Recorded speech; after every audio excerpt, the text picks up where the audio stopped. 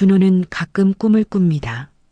33살의 번듯한 직장인이 된 지금도 비가 오거나 바람이 차가운 밤이면 어김없이 13살 그의 가을의 어느 날 밤으로 되돌아갑니다. 그날은 유난히도 평범해서 더 잔인했습니다. 낡은 아파트 거실에는 보글보글 끓는 김치찌개의 칼칼한 냄새가 평화롭게 배어 있었고, 낡은 텔레비전에서는 주말 예능 프로그램의 요란한 웃음소리가 흘러나오고 있었습니다. 아버지는 평소처럼 늦은 야근을 마치고 돌아와 넥타이를 느슨하게 풀며 현관문에 들어서자마자 준호의 머리를 투박하게 헝클어뜨렸습니다. 우리 아들, 오늘도 학원 다니느라 고생했네. 배 안 고파? 그 따뜻하고 거친 손길, 그리고 안경 너머로 인자하게 휘어지던 아버지의 눈매. 그것이 준호가 기억하는 아버지의 마지막 진짜 모습이었습니다. 아버지는 평범한 중소기업의 과장이었고, 우리 가족에게는 세상 그 무엇보다 단단하고 높은 울타리였습니다. 밤 9시경 그 정적을 깨고 현관문을 두드리는 소리는 평소의 택배기사나 이웃집 사람들의 노크 소리와는 사뭇 달랐습니다. 조심스럽지만 단호하고 무겁게 가라앉은 금속성 소리. 문을 열자 짙은 감색 점퍼를 입은 경찰관 2명이 차가운 밤 공기와 함께 거실로 들이닥쳤습니다. 신문을 보던 아버지의 손이 순간 멈췄습니다. 아버지는 마치 이 순간을 아주 오랫동안 아주 치밀하게 기다려온 사람처럼 놀라기보다는 체념에 가까운 표정으로 천천히 자리에서 일어났습니다. 찰나의 순간이었지만 준호는 분명히 보았습니다. 아버지의 흔들리는 눈동자 속에 스쳐 지나간 그 깊고 어두운 공포, 그리고 이내 가족들을 안심시키려는 듯 결연함으로 바뀌던 그 짧은 찰나의 변화를 말입니다. 박준대 씨 계십니까? 사기 혐의로 박준대 씨를 긴급 체포합니다. 당신은 묵비권을 행사할 수 있으며. 경찰관의 무미건조하고 기계적인 목소리가 평화롭던 우리 집 거실을 갈기갈기 찢어놓았습니다. 부엌에서 과일을 깎던 어머니는 들고 있던 과도를 바닥에 떨어뜨렸습니다. 챙그랑하는 날카로운 금소금이 정적을 깼고 어머니는 비명을 지르며 아버지의 팔을 붙잡았습니다. 사기라니요? 그게 무슨 말씀이세요? 우리 남편이 얼마나 성실한 사람인데 나라에서 주는 훈장도 받은 사람이에요. 뭔가 잘못 보신 거예요. 어머니는 절규했습니다. 하지만 경찰관은 단호했습니다. 어머니를 거칠게 떼어내고 아버지의 굵은 손목에 차가운 은색 수갑을 채웠습니다. 준호는 그 장면이 마치 슬로 모션으로 찍힌 영화의 한 장면처럼 지금도 눈에 선합니다. 차가운 금속이 아버지의 손목을 단단히 조일 때 아버지는 단 한 번의 저항도 하지 않았습니다. 다만 현관문을 나서기 직전 아버지는 멈춰서서 뒤를 돌아 준호를 바라보았습니다. 겁에 질려 덜덜 떨고 있는 어린 아들을 향해 아버지는 아주 짧고 희미한 미소를 지어 보였습니다. 괜찮다, 준호야. 무서워하지 마라. 금방 다녀오마. 입 밖으로 차마 내뱉지 못한 그 무거운 말이 눈빛을 통해 준호의 가슴 깊숙이 박혔습니다. 그것이 아버지가 가족에게 남긴 마지막 인사가 될 줄은, 그리고 그 인사가 20년의 긴 이별을 고하는 서막일 줄은 준호는 꿈에도 몰랐습니다. 그날 밤 이후 우리 가족의 삶은 말 그대로 지옥으로 굴러떨어졌습니다. 아버지는 약속과 달리 돌아오지 않았습니다. 며칠 뒤 어머니가 머리를 싸매고 구치소를 찾아갔지만 아버지가 이미 보석으로 풀려나 행방이 묘연하다는 청천벽력 같은 소식만 들었습니다. 집으로 돌아올 줄 알았던 아버지는 증발해버렸습니다. 전화를 해도 없는 번호라는 기계음만 반복되었고 아버지가 다니던 회사는 이미 수십 명의 피해자를 낳은 채 풍비박산이 나 있었습니다. 뉴스에서는 연일 20억대 투자 사기 사건의 주범으로 아버지의 이름, 석자와 흐릿한 증명사진이 오르내렸습니다. 선량한 서민들의 노후 자금을 가로채 가족을 버리고 도망간 파렴치한 사기꾼. 그것이 세상이 우리 아버지에게 새로 붙여준 이름이었습니다. 가장 견디기 힘든 것은 어제까지 웃으며 인사하던 이웃들의 돌변한 시선이었습니다. 준호 아버지는 참 법 없이도 살 성인이야라고 입에 침이 마르도록 칭찬하던 동네 사람들은 이제 어머니를 향해 손가락질하며 들으라는 듯 침을 뱉었습니다. 세상에 그 돈으로 애들 옷 사입히고 고기 사 먹였을 거 아냐? 앞에서는 착한 척 하더니 뒤에서는 남의 피눈물을 짜내고 있었네. 무서운 사람들이야. 학교 생활은 더 처참했습니다. 준호의 책상에는 사기꾼 아들, 도둑놈 집안이라는 저주 섞인 낙서가 매일같이 새겨졌습니다. 준호가 지나갈 때마다 아이들은 노골적으로 자신의 소지품을 챙기며 수군거렸습니다. 야, 쟤네 아빠가 우리 이모 돈 다 떼먹고 튀었대. 쟤랑 말도 섞지 마. 사기꾼 피가 어디 가겠어? 어린 준호는 매일 밤 이불을 머리 끝까지 뒤집어 쓰고 소리 죽여 울었습니다. 아버지가 원망스러웠습니다. 정말 사기를 쳤다면 왜 우리한테는 단 한마디 상의도 없었는지, 왜 우리를 이런 모욕과 수치심 속에 방치하고 혼자만 살겠다고 비겁하게 도망갔는지 도무지 이해할 수 없었습니다. 일주일이 지나고 한 달이 지나고 1년이 흐르면서 현관문이 열리는 소리만 들려도 혹시나 하며 가슴 뛰던 기대는 점점 날 선 증오와 차가운 원망으로 바뀌었습니다. 어머니는 매일 밤 거실에서 소주병을 끼고 아버지를 향한 저주를 퍼부었습니다. 그 인간은 인간의 탈을 쓴 악마야. 우리를 방패막이로 삼아버리고지 혼자 잘 먹고 잘 살겠다고 도망간 비겁자라고. 준호야, 너는 절대 내 아버지의 아자도 꺼내지 마라. 우리한테 아버지는 죽은 거야. 알겠니? 그렇게 아버지는 준호의 인생에서 가장 수치스럽고 도려내고 싶은 암덩어리 같은 상처가 되었습니다. 준호는 아버지와 같은 성씨를 쓰고 있다는 사실조차 견디기 힘들 만큼 그 이름을 증오했습니다. 20년이라는 긴 세월은 그 원망을 조금은 무디게 만들었을지언정 결코 지우지는 못했습니다. 준호는 이 악물고 공부했습니다. 사기꾼의 자식이라는 꼬리표를 떼어내기 위해 남들보다 2배, 3배 더 치열하게 살았습니다.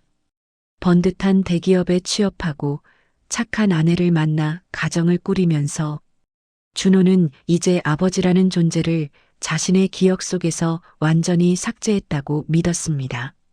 아니, 삭제해야만 평범한 인간으로 살아갈 수 있었습니다. 하지만 운명의 수레바퀴는 준호를 가만두지 않았습니다.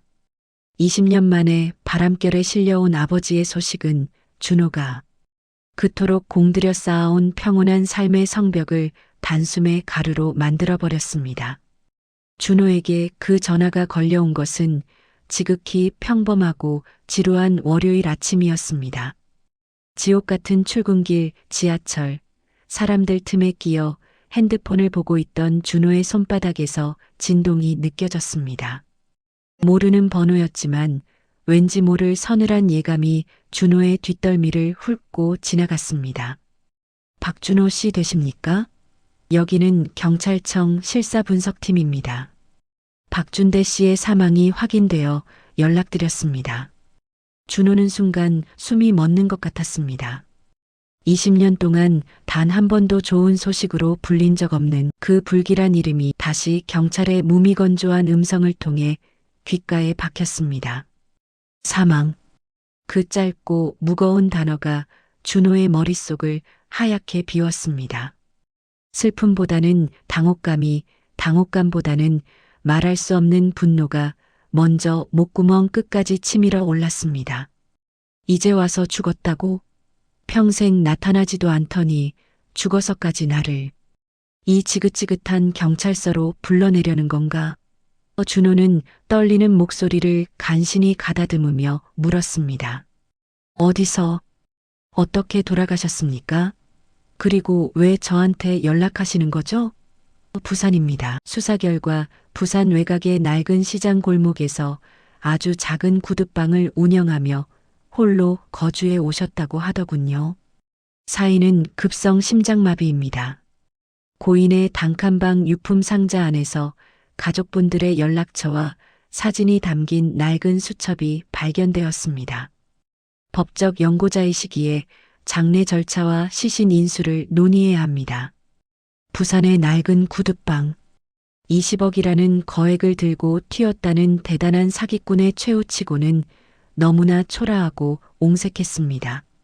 준호는 전화를 끊고 난 후 한참 동안 지하철역 플랫폼 벤치에 멍하니 앉아 있었습니다.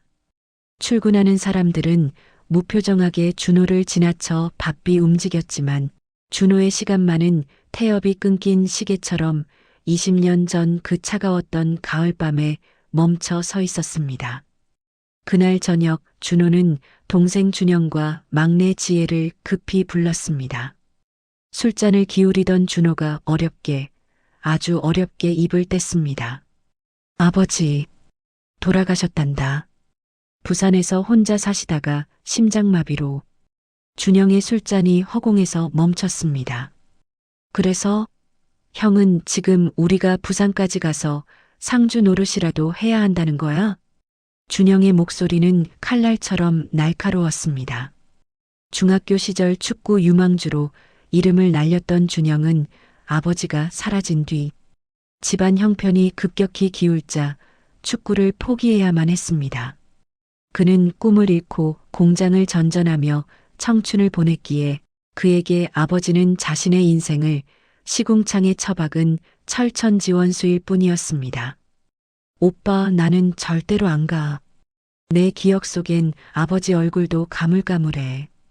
그냥 우리 버리고 비겁하게 도망간 나쁜 아저씨일 뿐이라고. 죽었으면 죽었나 보다 하면 되지. 우리가 왜 그 먼 곳까지 가서 돈을 쓰고 마음을 써야 해? 막내 지혜도 단호했습니다. 지혜는 아버지가 떠난 뒤 사기꾼 딸이라는 수식어 때문에 결혼 직전 파혼까지 당할 뻔한 아픔이 있었습니다. 하지만 준호는 왠지 모를 무거운 책임감 혹은 평생 자신을 괴롭혀온 이 지긋지긋한 질문들에 마침표를 찍고 싶은 욕망 때문에 동생들을 설득했습니다. 우리가 가서 끝을 내자.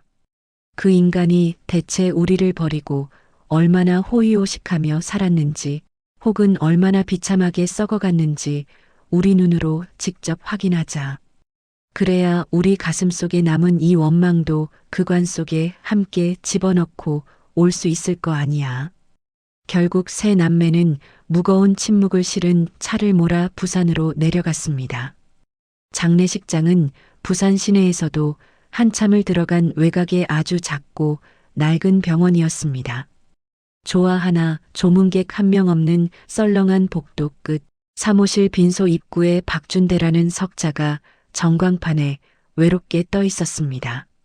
세 남매가 검은 상복으로 갈아입으면서도 서로 단 한마디의 대화도 나누지 않았습니다.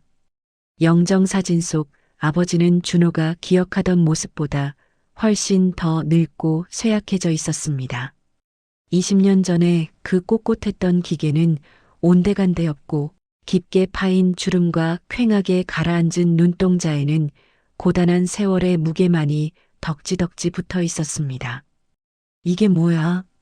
고작 이렇게 구질구질하게 살려고 우리를 그 지옥 속에 던져두고 떠난 거야? 20억은 다 어디다 쓰고 이런 데서 죽은 거냐고.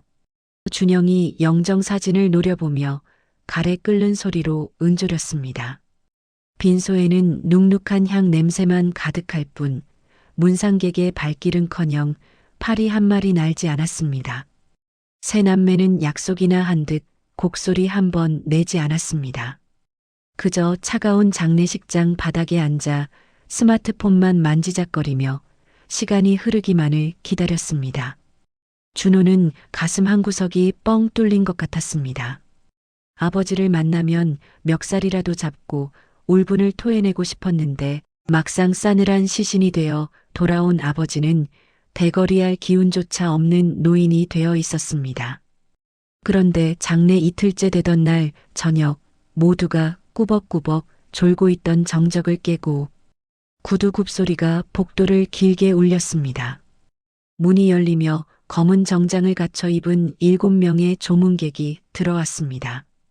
맨 앞에 선 노인은 백발이 성성했지만 눈빛만은 맑고 깊었습니다. 그는 영정 앞에 다가서더니 한참 동안 고개를 숙이고 어깨를 들먹이며 흐느꼈습니다. 그리고는 세 남매가 지켜보는 앞에서 바닥에 엎드려 절을 올렸습니다. 그것은 보통의 문상객이 예의상 하는 절이 아니었습니다. 마치 평생의 은인에게 마지막 작별을 고하는 듯한 아주 경건하고도 숭고한 절이었습니다. 선생님, 이제야 그 무거운 짐을 벗으셨군요. 참으로 고생 많으셨습니다. 이제는 부디 평안하십시오. 노인의 떨리는 목소리가 텅 빈 빈소를 꽉 채웠습니다. 준호는 머릿속이 복잡해졌습니다. 20억 사기꾼의 무덤에 누가 저토록 진심 어린 눈물을 흘린단 말인가. 낯선 조문객들은 절을 마친 뒤 준호를 비롯한 3남매를 한 명씩 물끄러미 바라보았습니다. 노인은 준호의 투박한 손을 꼭 잡으며 낮은 목소리로 말했습니다. 자네가 큰아들 준호군인가? 아버지를 너무 미워하지 말게. 그분은 자네들이 평생 알고 있던 그런 분이 결코 아니었어. 자네들은 복받은 자식들이야. 그 말 한마디가 준호의 심장에 거대한 파동을 일으켰습니다. 도대체 우리가 20년 동안 믿어온 사실 너머에 무엇이 있는가? 왜 이 사람들은 사기꾼의 죽음 앞에서 이토록 가슴 아파하는 것일까? 의문은 걷잡을 수 없이 커지기 시작했습니다. 장례식은 그야말로 기묘한 분위기 속에 마무리되었습니다. 그 7명의 조문객이 다녀간 뒤로 빈소에는 다시 정적이 찾아왔지만 준호의 머릿속은 폭풍 전야처럼 어지러웠습니다. 자네들은 복받은 자식들이야라던 노인의 목소리가 귓가에서 떠나지 않았습니다. 20년간 아버지를 우리 인생을 망친 사기꾼으로 정에 내리고 살아온 준호에게 그 말은 모욕적이기까지 했습니다. 하지만 노인의 눈에서 본 것은 분명한 진심이었습니다. 발인을 마치고 아버지의 한줌제를 안치단에 모신 뒤 준호는 동생들을 먼저 서울로 보냈습니다. 준영과 지혜는 빨리 이 끔찍한 부산을 떠나고 싶다며 서둘러 차에 올라탔지만 준호는 발걸음이 떨어지지 않았습니다. 준호는 다시 장례식장 사무실을 찾아갔습니다. 저 실례합니다. 어제 조문을 왔던 그 노인분 말입니다. 혹시 박명록에 연락처를 남기셨나요? 장례 지도사는 서류 더미를 뒤적거리더니 고개를 끄덕였습니다. 아, 그 김동일 어르신 말씀이시죠? 박명록에는 이름만 적으셨는데 따로 유족분께 전해달라며 봉투를 하나 맡기고 가셨습니다. 경황이 없으실 것 같아 발인 후에 드리려고 했습니다. 지도사가 건넨 노란 봉투 안에는 낡은 메모지 한 장과 명함 하나가 들어 있었습니다. 메모지에는 거친 필체로 이렇게 적혀 있었습니다. 박준호 군에게 자네 아버지가 20년 동안 숨겨온 진실은 이 장례식장에 묻혀서는 안 되는 것이네. 마음이 정리되면 이 주소로 찾아오게나. 자네가 알아야 할 모든 기록을 내가 보관하고 있네. 준호는 명함에 적힌 주소를 확인했습니다. 부산 해운대 근처에 아주 오래된 상가 건물이었습니다. 준호는 망설임 없이 핸들을 꺾었습니다. 20년의 원망을 끝내기 위해서라도 그 노인이 말하는 진실의 실체를 확인해야 했습니다. 도착한 곳은 낡은 회계법인 사무실이었습니다. 문을 열고 들어가자 어제 빈소에서 보았던 백발의 노인 김동일 씨가 차를 마시며 준호를 기다리고 있었다는 듯 미소를 지었습니다. 올 줄 알았네. 준대 형님을 닮았다면 궁금해서라도 참지 못했을 테니까. 김동일 씨는 자리에 앉은 준호에게 두꺼운 서류 가방 하나를 내밀었습니다. 이게 뭡니까? 설마 아버지가 숨겨둔 비자금 장부라도 되는 건가요? 20억이라는 그 돈, 대체 어디에 썼는지 여기 적혀 있습니까? 준호의 목소리에는 여전히 도끼가 서려 있었습니다. 김동일 씨는 깊은 한숨을 내쉬며 안경을 고쳐 썼습니다. 준호 군, 아버지는 단 1원도 가져간 적이 없네. 오히려 그 20억의 빚을 20년 동안 구두방 일을 하며 이자까지 쳐서 갚아오셨지. 어제 빈소에 왔던 사람들은 그 사기 사건의 가장 큰 피해자들이었네. 아버지가 평생에 걸쳐 돈을 갚고 진심으로 사죄하며 지켜낸 사람들이지. 준호의 눈이 휘둥그레졌습니다. 그게 무슨 말씀이세요? 아버지가 주범이라고 뉴스가 떠들썩했는데 돈을 갚았다니요? 범인이 왜 자기 돈을 들여 피해자들에게 보상을 합니까? 김동일 씨는 가방에서 빛바랜 신문 스크랩과 공증, 서류들을 꺼내 탁자 위에 펼쳤습니다. 진짜 사기꾼은 따로 있었네. 당시 회사의 전무였던 김재호라는 인물이지. 그는 정계 인사들과 결탁해 회사의 자금을 빼돌렸고 모든 증거를 자네 아버지인 박준대 과장에게 덮어씌웠네. 아버지는 처음에 진실을 밝히려 했지. 하지만 김재호가 보낸 괴한들이 자네 초등학교 앞에 나타났던 걸 기억하나? 준호는 머리를 엇맞은 듯 멍해졌습니다. 13살 무렵 학교 교문 앞에서 검은 차를 탄 덩치 큰 남자들이 준호의 이름을 부르며 과자를 건네려 했던 기억이 떠올랐습니다. 그날 저녁 아버지는 사색이 되어 준호를 품에 안고 앞으로 절대 모르는 사람 차에 타면 안 된다며 흐느꼈었습니다. 김재호는 자네 가족의 목숨을 담보로 협박했네. 자네 아버지가 모든 죄를 뒤집어 쓰고 사라지면 가족은 건드리지 않겠다고 말이야. 아버지는 가족을 살리기 위해 스스로 사회적 시신이 되기로 선택하신 거네. 사기꾼이라는 낙인을 안고 평생 숨어 지내면서도 당신 때문에 피해를 입은 사람들을 위해 매달 구두를 고쳐번 돈을 붙여오셨지. 김동일 씨는 서류 뭉치 중에서도 가장 안쪽에 소중히 보관된 편지 한 통을 꺼냈습니다.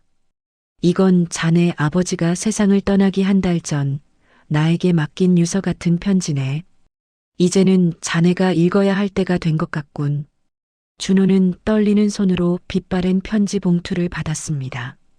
봉투 겉면에는 나의 전부였던 준호에게라고 적혀 있었습니다.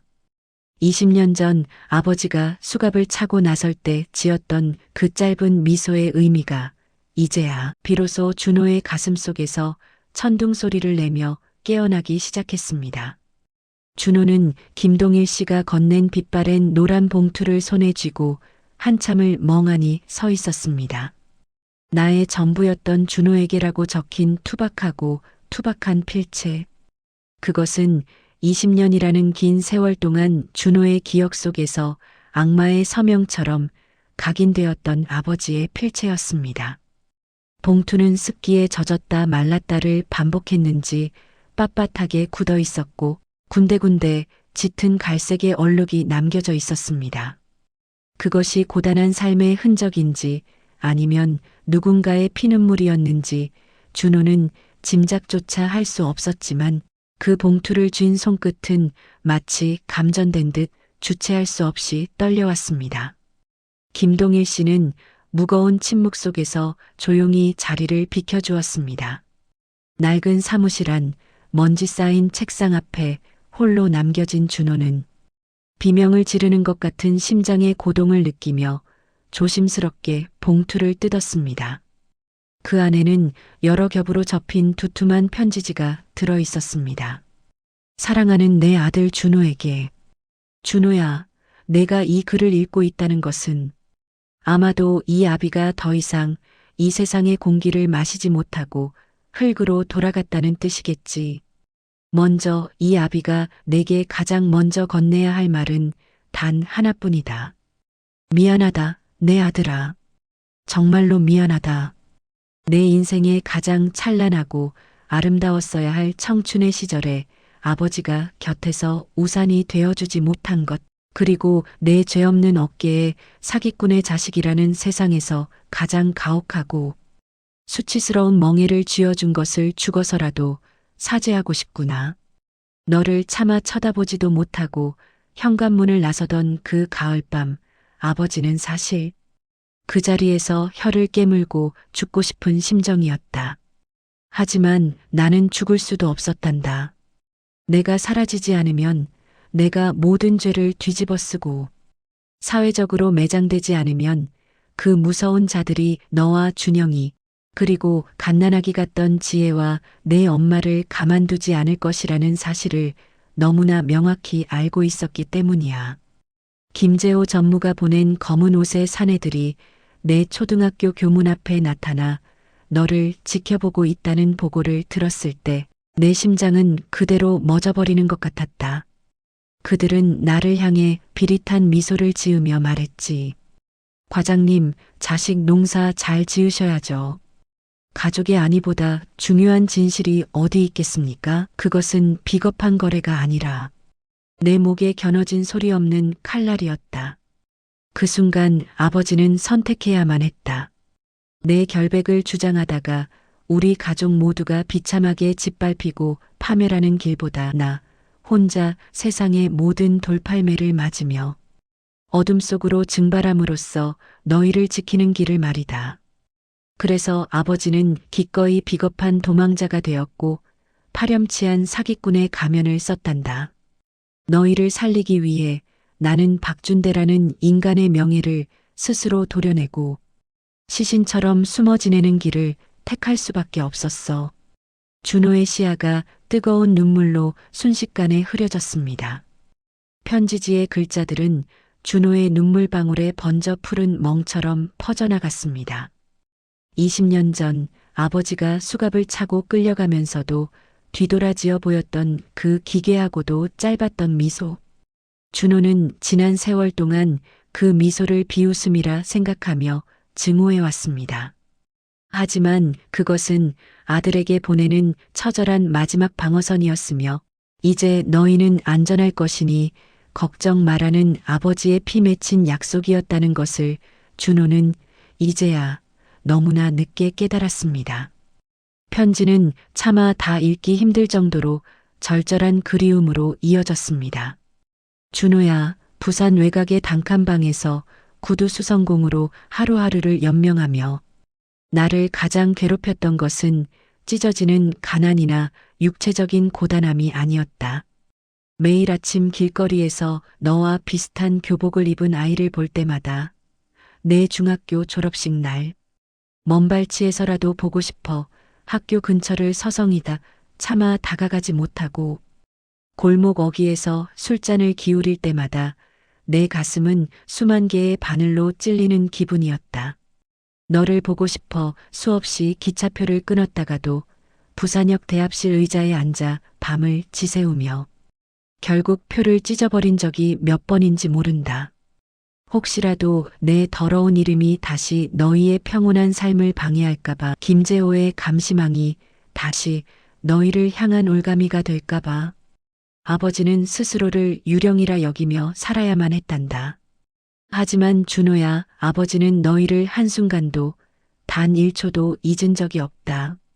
김동일 씨를 통해 내가 대학에 합격하고 번듯한 직장에 들어가고 또 예쁜 아가씨를 만나 가정을 꾸렸다는 소식을 들을 때마다 아버지는 구두방 구석에서 낡은 라디오 소리에 맞춰 남몰래 눈물 섞인 춤이라도 추고 싶을 만큼 기뻤단다. 내 결혼식 날 식장 건너편 카페 창가에 앉아 하얀 드레스를 입은 신부 곁에 당당히 서 있는 내 뒷모습을 보았단다. 당장이라도 달려가 내 손을 잡고 장하다 내 아들아, 고맙다 내 아들아라고 외치고 싶었지만 나는 그저 멀리서 눈물 닦으며 내 행복을 기도하는 것으로 만족해야 했어.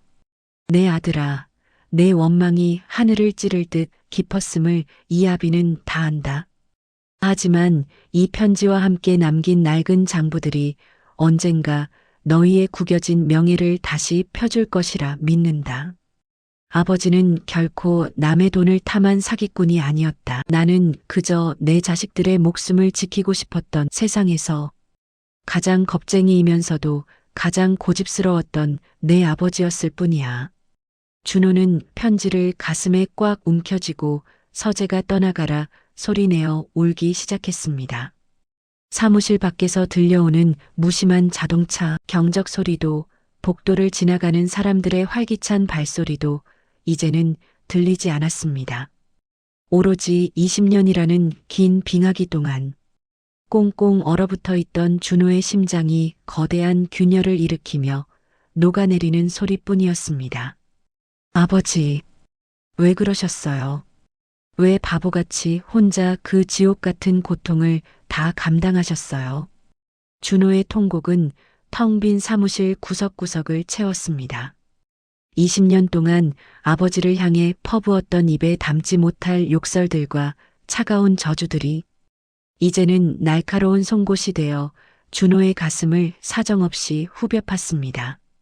편지와 함께 봉투 안에는 빛바랜 통장 여러 권과 낡은 가죽 장부 하나가 들어 있었습니다. 장부에는 아버지가 부산에서 보낸 20년의 모든 시간이 깨알 같은 글씨로 빼곡하게 기록되어 있었습니다. 상철인의 치료비 30만 원 송금, 미수 할머니 전세 자금 보탬 50만 원. 그것은 아버지가 사기 사건의 주범으로 몰리면서 본의 아니게 피해를 보았던 평범한 이웃들에게 자신이 구두를 고쳐본 푼돈을 조금씩 모아 이자까지 쳐서 갚아나간 참회의 기록이자 구원의 증명서였습니다. 아버지는 20억이라는 상상도 할 수 없는 거대한 부채의 무게를 20년 동안 손가락 끝이 짓무르고 지문이 닳아 없어지도록 구두를 고치며 온몸으로 막아내고 있었던 것입니다. 준호는 아버지의 낡은 장부를 쓰다듬으며 그 거친 종이 질감 속에서 아버지의 굳은 살을 느꼈습니다. 준호는 김동일 씨의 사무실을 나와 홀린 듯 아버지가 마지막 숨을 거두었던 부산 외곽의 낡은 시장 골목을 찾아갔습니다. 화려한 고층 빌딩이 즐비한 해운대에서 차로 불과 20분 거리였지만 그곳은 마치 시간이 70년대에 멈춰버린 듯 비릿한 바다 냄새와 녹슨 쇠 냄새가 뒤섞인 퇴락한 풍경이었습니다. 준대 구두 수선, 성인 남성 한 명이 들어가 앉으면 꽉 찰 법한 한평 남짓한 나무 상자 같은 임시 가건물.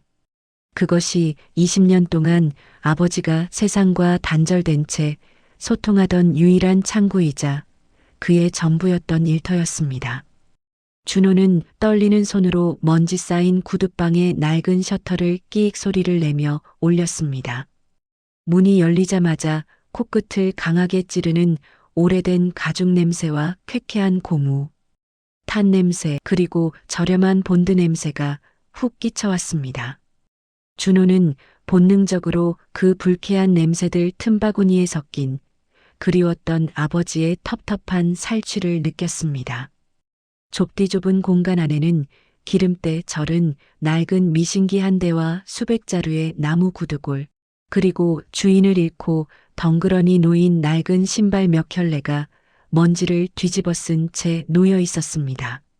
하지만 준호의 시선을 가장 먼저 강탈한 것은 벽면을 빼곡하게 도배한 사진들이었습니다.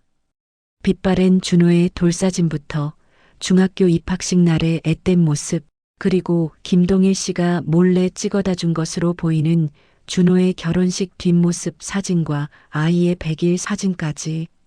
아버지는 이 습하고 좁은 감옥 같은 공간에서 우리들의 얼굴을 별빛 삼아 그 지독한 고독과 가난을 하루하루 견뎌온 것이었습니다.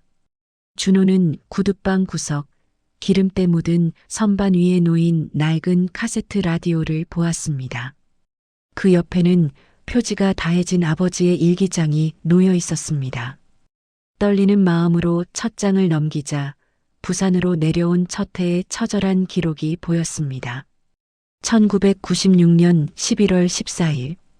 오늘은 영하로 기온이 뚝 떨어졌다. 준호 녀석이 기관지가 약해 감기에 잘 걸리는데 엄마가 배숙이라도 따뜻하게 해 먹였는지 밤새 걱정이 되어 잠을 설쳤다. 이곳 부산의 바닷바람은 서울보다 훨씬 매섭고 차갑다. 하지만 배고픔보다 더 나를 죽이는 것은 견딜 수 없는 외로움이다. 하지만 참아야 한다. 내가 여기서 무너지거나 가족 앞에 나타나면 우리 준호가 다시 위험해진다. 나는 오늘부터 박준대라는 이름을 버리고 이름 없는 구두 수성공으로 살기로 맹세했다. 내 아들아, 부디 나를 잊고 강하게 살아다오. 일기장은 아버지의 처절한 투쟁 기록이자 가족을 향한 러브레터였습니다. 아버지는 매일 아침 새벽 5시에 문을 열어 밤 10시가 넘도록 구두를 고쳤습니다. 한 켤레에 수선비 3,000원, 창가리 5,000원을 받아 한 푼, 두 푼 모았습니다. 자신은 유통기한이 다 되어가는 컵라면이나 시장 상인이 던져준 식은 떡으로 끼니를 때우면서도 매달 말일이면 김동일 씨를 통해 피해자들에게 꼬박꼬박 돈을 보냈습니다.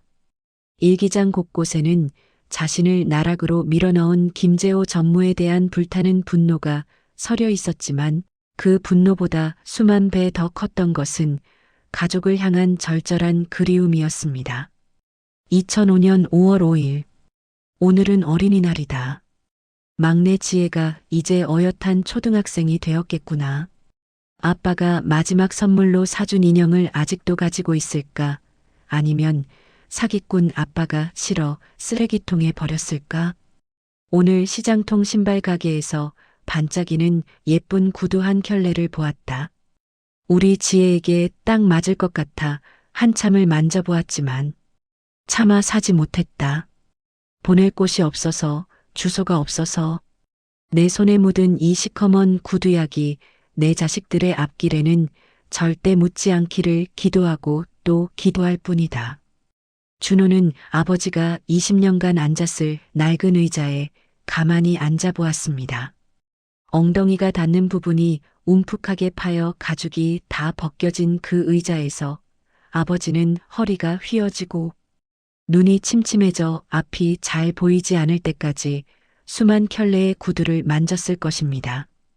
남들의 발밑을 보며 자신의 자존심을 깎아내고 그 대가로 자식들의 미래와 평온을 샀던 것입니다. 사기꾼의 자식이라 손가락질 받으며 살았던 자신의 20년이 세상에서 가장 억울하다고 믿어왔는데 그 모진 풍파를 온몸으로 막아서며 방패가 되어준 아버지의 20년은 차마 억울하다는 표현조차 쓰기 송구할 만큼 숭고하고 거룩했습니다. 그때 구둣방 문 밖에서 조심스러운 발걸음 소리와 함께 헛기침 소리가 들렸습니다. 왼 허리가 굽은 할머니 한 분이 낡은 신발 주머니를 들고 서 있었습니다. 저기 박씨 양반 계신가? 신발 굽이 다 떨어져서 좀 고쳐달라고 왔는데 웬 젊은이가 앉아있노? 준호는 울컥 차오르는 뜨거운 눈물을 간신히 삼키며 목소리를 가다듬었습니다. 아, 그분 며칠 전에 아주 멀리 가셨습니다. 할머니는 깜짝 놀라며 손을 입에 대고 한참을 서 있었습니다. 아이고 세상에. 그 법 없이도 살 좋은 양반이 어딜 그렇게 급하게 가셨나?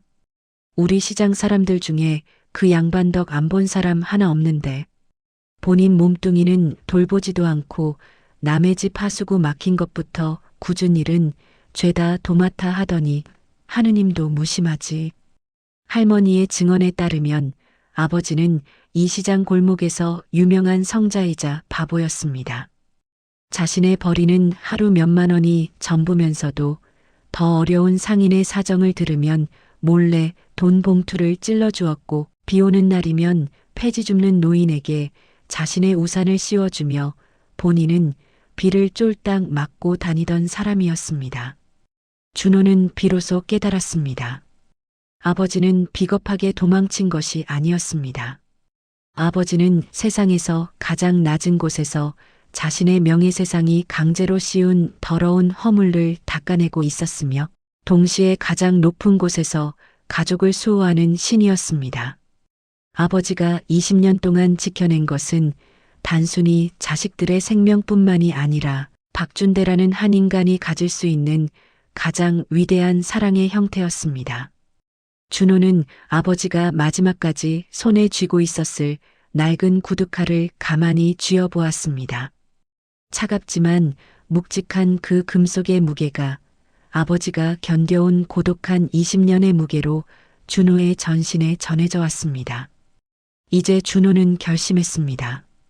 아버지가 목숨과 바꿔 지켜온 이 서글픈 진실을 이제는 자신이 세상 밖으로 당당히 끌어올려야 한다는 것을요. 더 이상 사람들의 기억 속에 파렴치한 사기꾼 박준대가 아니라 가장 위대하고 고귀했던 아버지 박준대의 이름을 찬란하게 되돌려 주어야 했습니다. 준호의 젖은 눈빛에는 20년 전 아버지가 가졌던 그 단단한 결연함이 그대로 서려 있었습니다. 준호는 부산의 낡은 구두방에서 찾아낸 아버지의 유품인 가죽, 가방을 소중히 껴안은 채 서울행 기차에 몸을 실었습니다. 차창 밖으로 스쳐 지나가는 풍경들은 마치 지난 20년간의 고통스러웠던 기억, 조각들처럼 빠르게 뒤로 밀려나고 있었습니다. 준호의 머릿속에는 오직 한 사람의 이름만이 시뻘건 낙인처럼 맴돌았습니다. 김재호. 아버지를 나락으로 밀어넣고 우리 가족의 평범한 일상과 행복을 송두리째 도살한 뒤 그 처참한 희생 위에 자신의 거대한 부와 명성을 성벽처럼 쌓아 올린 괴물. 준호는 기차 좌석의 팔걸이를 쥔 손등 위에 핏줄이 툭툭 돋을 만큼 깊은 분노와 살이에 가까운 증오를 느꼈습니다. 이제는 단순히 슬퍼할 때가 아니라 아버지가 남겨준 그 날카로운 칼날을 휘둘러 진실의 목을 따야 할 때였습니다. 서울에 도착하자마자 준호는 김동일 씨가 미리 수소문해준 변호사를 찾았습니다. 그는 과거 김재호의 횡포에 맞서다 법복을 벗어야 했던 정의로운 인권 변호사 강성훈 씨였습니다. 강 변호사는 준호가 내놓은 아버지의 기록들을 하나하나 검토하며 경악을 금치 못했습니다. 박준대 과장님, 20년 동안 부산의 그 좁은 구두방에서 혼자서 이 모든 증거를 수집하고 계셨던 거군요.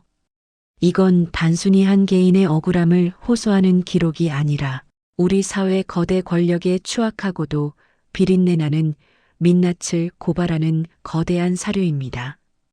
강 변호사의 말처럼 아버지가 남긴 서류 가방 안에는 김재호가 당시 정계 핵심 인사들에게 건넸던 뇌물 리스트, 비자금 세탁 경로를 상세히 적은 비밀 장부, 그리고 무엇보다 결정적으로 아버지에게 가족의 목숨을 담보로 보냈던 협박 편지 원본들이 날짜별로 완벽하게 보존되어 있었습니다. 김재호는 현재 대일건설이라는 중견 건설사의 회장이자 대한민국을 대표하는 자선사업가로 이름을 날리고 있었습니다. 매년 수억 원을 사회단체에 기부하며 노블레스 오블리주의 표본이라 칭송받는 그의 뒤에 한 남자의 인생을 갈기갈기 찢어놓고 그 가족을 공포로 몰아넣은 악마의 얼굴이 숨어 있다는 사실을 세상은 꿈에도 모르고 있었습니다. 준호는 김재호의 최근 행적을 샅샅이 조사하며 그가 며칠 뒤 열릴 대한민국 사회공헌 대상 시상식의 단독 주인공으로 내정되었다는 소식을 접했습니다. 가장 화려하고 찬란한 순간에 가장 비참하고 처절하게 무너뜨려야 합니다. 그것이 우리 아버지가 당했던 방식이고 아버지가 흘린 피눈물에 대한 최소한의 예우니까요. 준호의 목소리는 차가운 얼음처럼 가라앉아 있었지만 그 안에는 용암 같은 분노가 끓어오르고 있었습니다. 시상식 당일 서울 남산의 한 최고급 호텔 연회장은 고위 관료들과 정계 인사, 네로라 하는 기업인들로 가득 찼습니다. 화려한 샹들리에 조명 아래 김재호는 인자한 미소를 지으며 무대 위에 올랐습니다. 기업의 이유는 결국 사회라는 큰 바다로 돌아가야 합니다. 그것이 제가 평생을 지켜온 철학이자 신념입니다. 그가 수상을 위해 황금빛 마이크 앞에 섰을 때 갑자기 연회장 전면에 설치된 수십 대의 대형 스크린 영상이 일제히 바뀌었습니다. 축하 영상 대신 어둡고 습한 지하 구두방에서 한 노인이 돋보기를 낀 채 떨리는 손으로 구두를 고치는 영상이 나타났고 이내 거친 잡음 섞인 녹음기 소리가 장내를 압도하며 울려 퍼졌습니다. 김전무, 제발 부탁입니다. 내가 모든 죄를 다 뒤집어 쓰고 세상에서 지워질 테니 우리 준호와 가족들만은 제발 건드리지 마십시오. 당신이 빼돌린 그 20억 내가 부산에 가서 평생을 걸쳐서라도 이자까지 쳐서 다 갚을 테니 제발 우리 가족은 그냥 평범하게 살게 해주십시오. 장내에는 찬물을 끼얹은 듯 소름 끼치는 정적이 내려앉았습니다. 무대 위에 선 김재호의 안색은 순식간에 잿빛으로 변하며 경련을 일으켰습니다. 이게 무슨 장난이야. 보안 요원들 뭐해 당장 꺼. 그가 단말마 같은 비명을 질렀지만 영상은 멈추지 않았습니다. 이어 화면에는 김재호가 아버지에게 보낸 협박 편지 원본과 아버지가 20년간 막노동과 구두, 수선으로 번 돈을 피해자들에게 송금한 수천 장의 무통장 입금증이 슬라이드 쇼처럼 장엄하게 흘러갔습니다. 연회장 정문을 박차고 준호가 들어왔습니다. 준호의 손에는 아버지가 평생을 손때 묻혀 사용했던 낡고 예리한 구두칼이 쥐어져 있었습니다. 당신이 쓰레기처럼 버리고 짓밟았던 박준대 과장의 아들 박준호입니다. 준호의 목소리는 마이크 없이도 연회장 구석구석을 송곳처럼 파고들었습니다. 수백 명의 시선이 준호와 김재호를 번갈아 보며 경악에 휩싸였습니다. 준호는 김재호의 비겁한 눈을 똑바로 응시하며 말을 이었습니다. 당신이 화려한 호텔에서 샴페인을 마시며 명예를 돈으로 쇼핑할 때 내 아버지는 부산의 좁고 축축한 구두방에서 당신이 저지른 추악한 죄를 대신 속죄하며 서서히 죽어갔습니다. 오늘 당신이 받을 이 훈장은 당신의 공로가 아니라 당신이 짓밟은 수많은 피해자와 우리 아버지의 피눈물로 도금된 가짜입니다. 김재호는 얼굴을 가린 채 허둥지둥 무대를 내려가려 했지만 이미 연회장 입구를 봉쇄하고 대기하고 있던 검찰 수사관들이 그의 앞을 막아섰습니다. 강 변호사가 사전에 제출한 방대한 증거 자료를 바탕으로 이미 긴급 체포 영장이 발부된 상태였습니다. 수많은 기자의 카메라 플래시가 번쩍이는 가운데 김재호의 두꺼운 손목에 차가운 은색 수갑이 채워졌습니다. 20년 전 아버지가 어린 준호 앞에서 찾던 그 똑같은 수갑이었습니다. 준호는 바닥에 무너져 내리는 김재호를 내려다보며 마음속으로 처절하게 외쳤습니다. 아버지, 이제 시작입니다. 저 악마의 손목에 채워진 수갑 소리가 들리시나요? 김재호 회장의 체포 소식은 그야말로 대한민국 전체를 뒤흔든 거대한 폭풍이었습니다. 현대판 장발장, 가족을 지키기 위해 사기꾼의 가면을 쓴 위대한 아버지. 언론들은 앞다투어 박준대 씨의 20년 세월을 재조명했고 준호가 제공한 아버지의 일기장과 장부 내용이 하나둘 세상에 공개되자 대중들은 분노를 넘어 깊은 경외심과 애도를 표했습니다.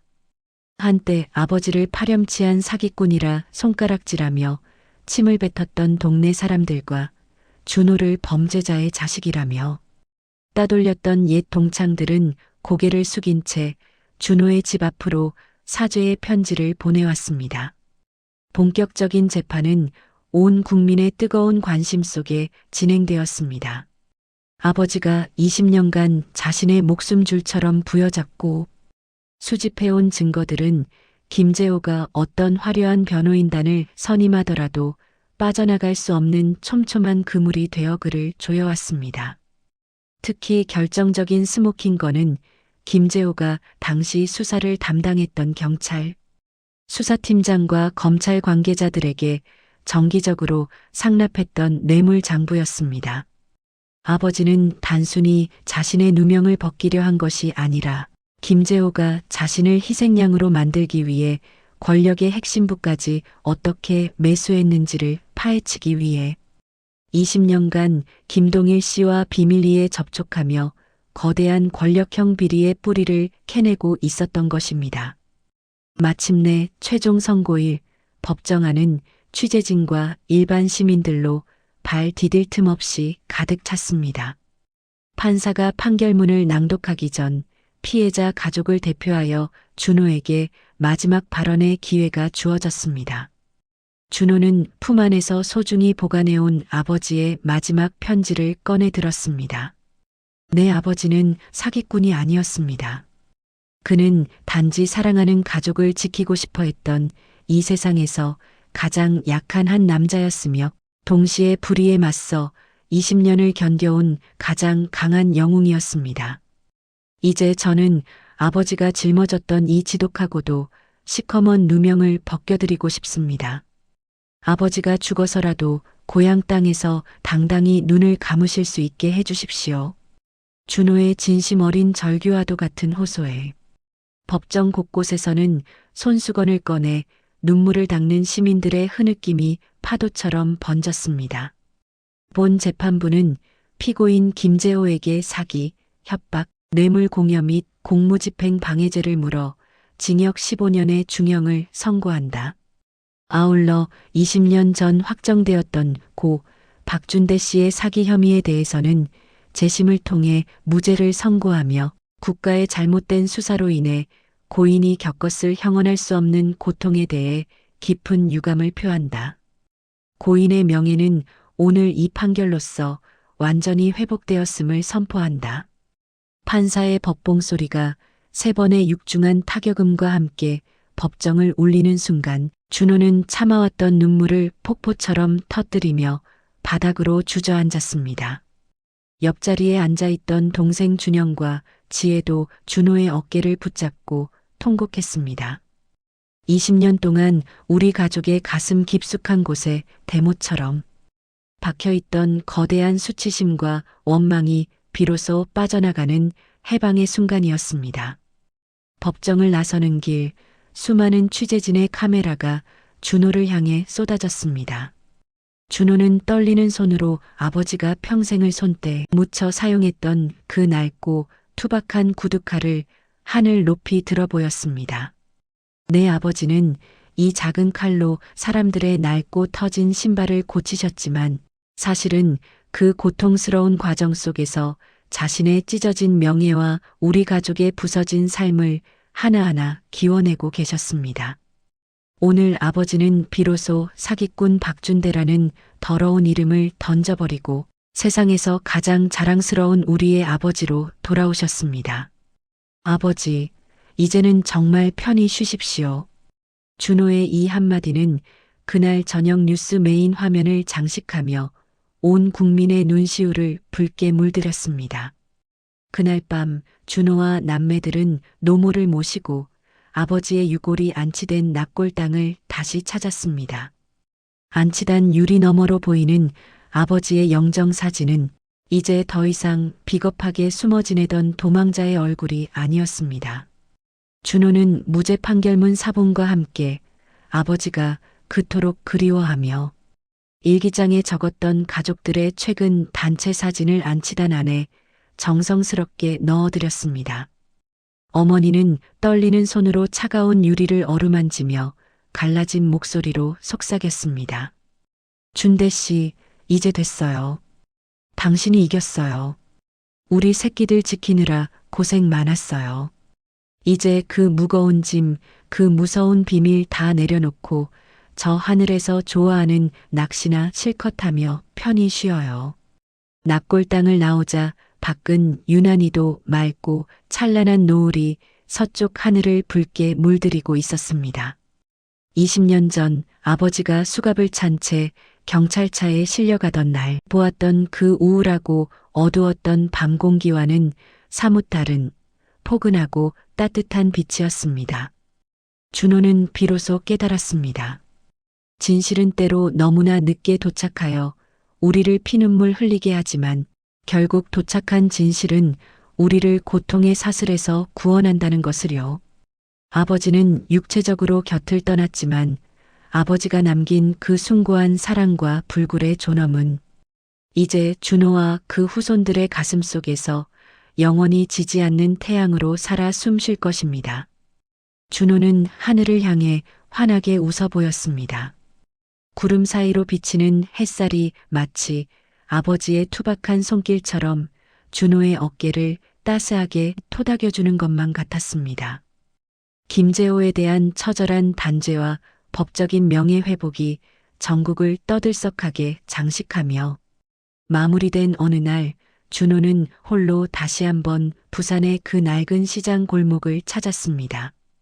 이제 그곳은 철거를 앞둔 재개발 구역으로 지정되어 건물 벽마다 붉은색 페인트로 쓰인 철거와 공가라는 글씨가 가득해 을씨년스러웠지만 준호에게 그 한평 남짓한 구둣방은 세상 그 어떤 화려한 성당이나 궁전보다도 숭고하고 거룩한 성소와 같았습니다. 준호는 아버지가 마지막까지 앉아 타인의 구부러진 뒤축을 고치던 낡은 작업대와 손때가 까맣게 묻은 도구들을 하나하나 소중히 정리하기 시작했습니다. 그러던 중 작업대 아래 깊숙한 곳, 쥐도 새도 모르게 숨겨져 있던 이중 바닥의 나무 판자를 발견했습니다.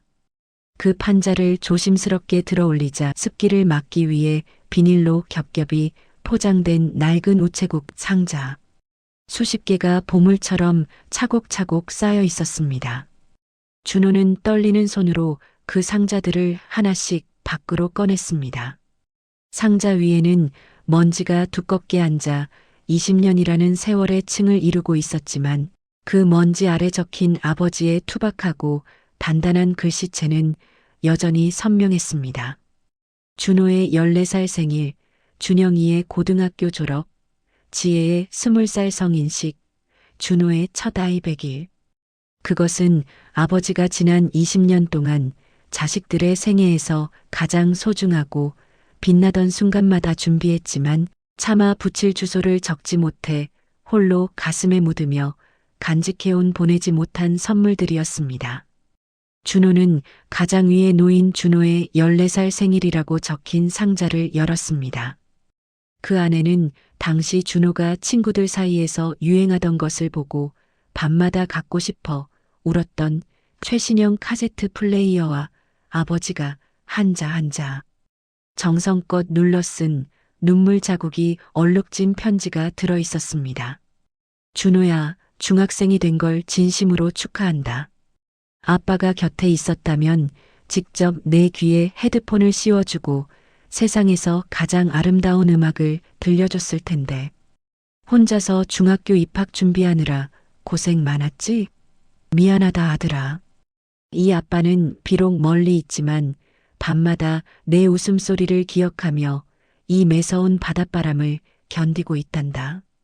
이 기계로 내가 좋아하는 노래 마음껏 들으며 사춘기의 거친 파도를 씩씩하게 넘겼으면 좋겠구나.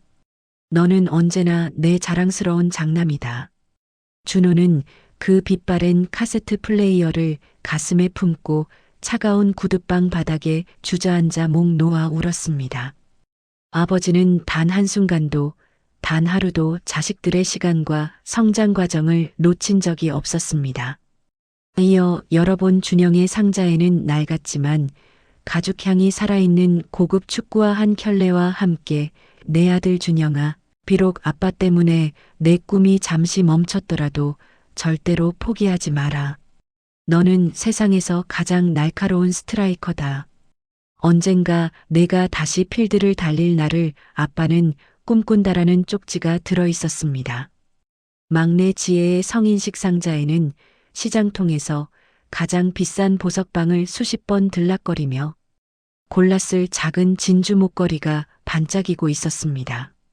아버지는 구두 한 켤레를 고쳐본 고작 몇 천 원의 푼돈을 모으고 자신의 끼니를 하루 한 끼 시장 상인들이 버린 식은 떡으로 때워가며 자식들의 매 순간을 축복하기 위해 이 선물들을 준비했던 것입니다. 아버지가 20년 동안 굶주린 것은 위장이 아니라 자식들을 향한 지독한 그리움이었음을 준호는 뼈저리게 느꼈습니다. 상자 안에는 자식들이 보내지도 않은 편지에 대한 아버지의 혼잣말, 대답들이 일기 형식으로 적혀 있어 준호의 가슴을 더욱 미어지게 했습니다. 준호는 이 거대한 사랑의 보따리들을 차에 실어 서울로 향했습니다. 그리고 준영과 지혜, 그리고 평생 아버지를 사기꾼이라 비난하며 모진 말을 내뱉었던 노모를 거실 한자리에 불렀습니다. 거실 탁자 위에 가득 쌓인 수십 개의 상자를 보며 가족들은 처음에는 당혹감에, 그 다음에는 폭풍처럼 밀려오는 슬픔의 말을 잇지 못했습니다. 준영은 아버지가 자신을 위해 매년 준비했던 나이 대별 축구화와 스포츠 용품들을 보며 아이처럼 엉엉 울었습니다. 나는 아버지가 내 꿈을 뺏어간 도둑인 줄만 알았는데 아버지는 내가 축구를 그만두던 날 밤에 나보다 더 많이 울면서 이 신발들을 만지고 계셨던 거야. 지혜 역시 자신의 성장 궤적을 따라 준비된 선물들을 하나하나 열어보며 가슴을 쥐어뜯었습니다. 20년이라는 단절된 시간은 더 이상 원망의 공백이 아니었습니다. 그것은 아버지의 지독하고도 처절한 사랑으로 촘촘히 기워진 기다림의 역사였습니다. 마지막 상자 안에는 선물들보다 더 무겁고 두툼한 서류 봉투 하나가 놓여 있었습니다. 그것은 아버지가 부산에 정착한 첫날부터 돌아가시기 직전까지 20년 동안 단 한 달도 거르지 않고 납입해온 고액의 생명보험 증서와 여러 개의 적금 통장들이었습니다. 통장에는 아버지가 구두약 묻은 투박한 손으로 은행 창구에 가서 직접 입금했을 깨알 같은 날짜들이 도장과 함께 찍혀 있었습니다. 수령이는 박준호, 박준영, 박지혜 세 남매의 이름이 나란히 세상에서 가장 소중한 이름인 양 적혀 있었습니다. 보험금과 적금을 합친 액수는 아버지가 평생 구두를 고쳐 번 돈으로는 도저히 믿기지 않을 만큼 거대한 금액이었습니다. 아버지는 자신의 죽음조차 자식들의 마지막 경제적 디딤돌이자 방패막이로 삼으려 했던 것입니다. 얘들아, 아비가 평생 남겨줄 수 있는 게 이것뿐이라 정말 미안하다. 이 돈은 아비가 흘린 땀방울이 아니라 너희의 잃어버린 20년에 대한 내 최소한의 속죄이자 아비가 줄 수 있는 마지막 포옹이라고 생각해다오. 부디 이 돈으로 서로 시기하지 말고 서로가 서로에게 비가 올 때 지붕이 되어주며 살아라. 너희가 우애 있게 지내는 것, 그것만이 내가 저 세상에서 내 엄마를 만났을 때 당당히 말할 수 있는 내 유일한 긍지란다. 사랑한다, 내 자식들아. 준호는 아버지의 마지막 유언과도 같은 글귀를 읽으며 비로소 깨달았습니다. 아버지가 진정으로 자식들에게 남기고 싶었던 유산은 수억 원의 보험금이나 화려한 법적 승리가 아니었습니다. 그것은 바로 가족이라는 이름의 영원한 등불이었습니다. 아버지는 스스로를 사기꾼이라는 차가운 어둠 속에 유폐시키고 20년 동안 자신을 땔감 삼아 우리 가족의 길을 비추는 촛불로 살았던 것입니다. 준호는 아버지의 유품인 낡고 구멍난 구두 수선용 앞치마를 목에 걸어보았습니다. 그곳에 배어있는 퀴퀴한 가죽 냄새와 지워지지 않는 검은 구두약 냄새는 이제 준호에게 세상에서 가장 고귀하고 향기로운 희생의 훈장으로 다가왔습니다. 진실이 온 세상에 밝혀지고 다시 1년이라는 시간이 흘렀습니다. 준호의 가족에게는 지난 20년의 세월을 보상받고도 남을 만큼의 거대하고 긍정적인 변화들이 찾아왔습니다. 아버지가 무죄 판결을 받고 명예를 회복한 날을 기념하여 삼남매는 아버지의 유산과 김재호로부터 받아낸 징벌적 손해, 배상금을 합쳐 작은 공익재단을 설립했습니다. 재단의 이름은 아버지의 평생 일터였던 박준대의 구두방으로 정했습니다.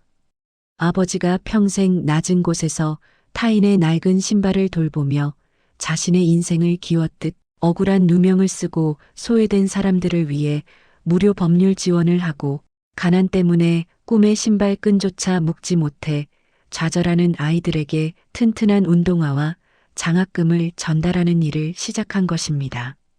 준호는 10년 넘게 다니던 대기업을 미련 없이 그만두고 재단의 상임이사가 되어 아버지의 일기장과 편지들을 정리해 책으로 펴냈습니다. 제목은 구두칼로 기워낸 아버지의 진실이었습니다. 이 책은 출간되자마자 전 국민적인 반향을 일으키며 수개월간 베스트셀러 1위를 지켰고 수많은 독자로부터 이 시대에 잊혔던 희생적인 부성애가 무엇인지 깨달았다. 부모님께 안부 전화를 드리며 펑펑 울었다는 감동적인 후기가 쇄도했습니다. 준호는 전국을 돌며 강연을 할 때마다 항상 품 안에서 아버지의 낡고 예리한 구두칼을 꺼내 청중들에게 보여줍니다. 그 칼은 이제 복수를 위한 무기가 아니라 준호가 인생의 정도를 걷게 해주고 이기심에 물들려는 마음을 다잡게 해주는 가장 날카로운 나침반이자 갑오가 되었습니다. 어느 맑고 푸른 일요일 오후 준호와 준영, 지혜, 그리고 이제는 백발이 성성해진 어머니는 아버지의 영혼이 깃든 고향 집터가 한눈에 내려다 보이는 선산으로 향했습니다. 아버지를 양지 바른 곳에 다시 정중히 모신 뒤 가족들은 처음으로 무거운 슬픔이나 원망이 아닌 환한 미소와 평온함을 지으며 제사를 올렸습니다. 어머니는 정성껏 준비한 새하얀 실크 한복을 차려입고 아버지의 묘비 앞에 앉아 소주 한 잔을 가득 채워 올렸습니다. 준대 씨, 이제 우리 자식들 다 제목 가며 남돕는 귀한 사람으로 잘 살고 있어요. 당신이 20년 동안 부산의 짠 바닷바람 맞으며 홀로 뿌린 눈물의 씨앗들이 이렇게 예쁜 꽃으로 피었네요. 이제 거긴 춥지 않죠? 외롭지도 않죠? 당신 좋아하는 낚시나 실컷 다니며 이제는 당신 자신을 위해 살아요. 미안하고 고마웠어요. 묘비 앞에는 아버지가 생전에 차마 전하지 못했던 그 낡은 카세트 플레이어와 축구화 그리고 진주 목걸이가 나란히 놓여 있었습니다. 비록 세월이 흘러 유행은 한참 지났고 기계는 작동하지 않았지만 그 물건들에는 그 어떤 다이아몬드보다 귀하고 찬란한 아버지의 뜨거운 심장 박동 소리가 고스란히 담겨 있었습니다. 준호는 묘비를 어루만지며 속으로 그러나 아주 강하게 다짐했습니다. 아버지, 고맙습니다. 사기꾼의 아들이라고 고개 숙이고 숨어 살았던 20년보다 박준대의 아들이라고 당당히 외치며 살아갈 남은 생이 훨씬 더 자랑스럽고 행복합니다. 당신은 죽어서도 우리를 살린 진정한 영웅이었습니다. 사랑합니다, 아버지. 갑자기 산 아래에서 불어온 기분 좋은 산들바람이 가족들의 머리카락을 부드럽게 어루만지고 지나갔습니다. 그것은 마치 아버지가 구름 너머에서 빙그레 웃으며 자식들의 어깨를 이리리 토닥여주는 따뜻한 손길처럼 느껴졌습니다. 이제 시장 골목의 그 좁고 침침했던 구두방은 재개발로 인해 흔적도 없이 사라졌지만 아버지가 남긴 진짜 사랑의 향기는 준호의 자녀들에게 그리고 그 후손들에게 대를 이어 숭고한 전설처럼 전해질 것입니다. 사랑은 때로 떠나는 형태를 띠기도 하고 때로는 지독한 침묵으로 가장하기도 하지만 그 진심의 불꽃은 결코 꺼지지 않고 시간이 흐를수록 더 밝은 빛을 내뿜는다는 것을 준호는 이제 가슴 깊이 압니다. 가족들은 서로의 손을 단단히 맞잡고 천천히 산을 내려왔습니다. 내리쬐는 오후의 햇살은 눈부시게 찬란했고 그들의 발걸음은 지난 20년 중 그 어느 때보다 가볍고 경쾌했습니다. 아버지가 자신의 인생을 통째로 갈아 넣어 닦아놓은 평탄하고 환한 길 위를 그들은 이제 어떠한 두려움이나 수치심 없이 당당하게 걸어가고 있었습니다. 등 뒤로 보이는 아버지의 묘비 위로 하얀 나비 한 마리가 사뿐히 앉았다가 파란 하늘 높이 날아올랐습니다. 그것은 마치 20년의 무거운 멍에와 누명을 홀가분하게 벗어던지고 비로소 영원한 자유를 찾은 아버지의 영혼처럼 끝없이 펼쳐진 미래를 향한 축복의 비행이었습니다.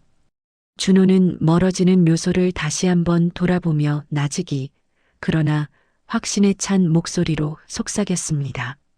아버지, 우리 또 올게요. 이제 정말 편히 쉬세요.